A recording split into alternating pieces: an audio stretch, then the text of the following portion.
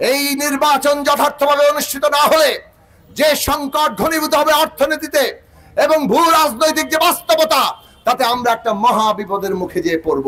আমরা যে নির্বাচনের পথে যাচ্ছি, বিচার এবং সংস্কার এবং নির্বাচন, এই তিনটি জিনিস আমাদের জন্য অত্যন্ত গুরুত্বপূর্ণ। আজকে অনেককে আমরা দেখছি এই বিচার সংস্কার, বিশেষভাবে নির্বাচন আর সংস্কার এখন এক সূত্রে গাঁথা হয়ে গেছে। নির্বাচন না হলে আমরা যে সংস্কারের কাজগুলো একমত হয়েছি সেটা বাস্তবায়ন করতে পারবো না। কিন্তু অনেকেই নির্বাচন বানচাল করতে চান।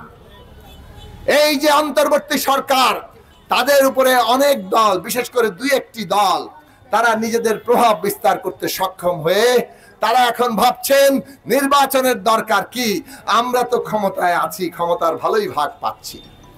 কিন্তু তারা এটা নিজেদের স্বার্থে অন্ধ হয়ে গিয়ে বুঝতে পারছেন না যে বাংলাদেশের এই নির্বাচন যথার্থভাবে অনুষ্ঠিত না হলে যে সংকট ঘনীভূত হবে অর্থনীতিতে এবং ভূ রাজনৈতিক যে বাস্তবতা, তাতে আমরা একটা মহা বিপদের মুখে যেয়ে পড়ব। কাজেই নির্বাচন বানচালের ষড়যন্ত্র করা মানে হচ্ছে বাংলাদেশের স্বার্থের বিরুদ্ধে দাঁড়িয়ে যাওয়া।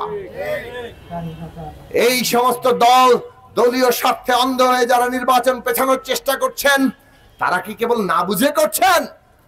আসলে তারা অনেকে বুঝেই করছেন এবং বুঝেই তারা এই রকম একটা ভয়ঙ্কর খেলায় লিপ্ত হচ্ছেন।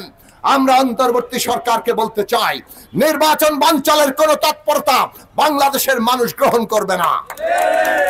এই মুহূর্তে বিচার সংস্কার নির্বাচন বাংলাদেশের প্রধান জাতীয় স্বার্থ এবং সেই স্বার্থকে এগিয়ে নিয়ে যেতে হলে যে নির্বাচনের পথরেখা ঘোষণা করা হয়েছে তাকে সফল করতে হবে এবং তার মধ্যেই বাংলাদেশে একটি নির্বাচিত সংসদ এবং নির্বাচিত সরকার আসতে হবে।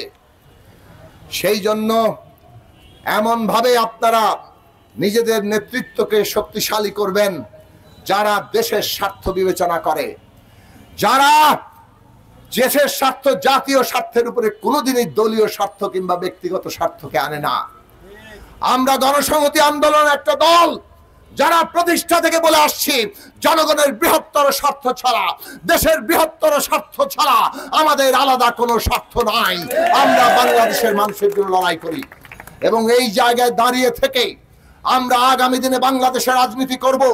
আমাদের নেতাকর্মীরা সেই লক্ষ্যেই লড়াই করবে।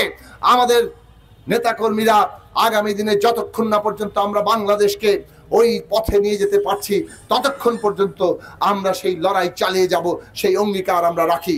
ফলে তরিকুল সুজন নারায়ণগঞ্জ 5-এ কিংবা অঞ্জন দাস নারায়ণগঞ্জ 3-এ সেই প্রার্থী যারা একদিকে বাংলাদেশের স্বার্থ, জাতীয় স্বার্থকে এগিয়ে নিয়ে যাবে, অন্যদিকে তারা জনপ্রতিনিধি হিসাবে এই দেশের খেটে খাওয়া মানুষ, এই দেশের নিপীড়িত সকল মানুষের কণ্ঠস্বর হয়ে উঠবে এবং সেই লড়াইকে আজকে শহীদের রক্তে যে বাংলাদেশ, যে সংস্কারকৃত বাংলাদেশ, তাকে সত্যিকার অর্থবহ করে তোলার জন্য তারা লড়াই করবে।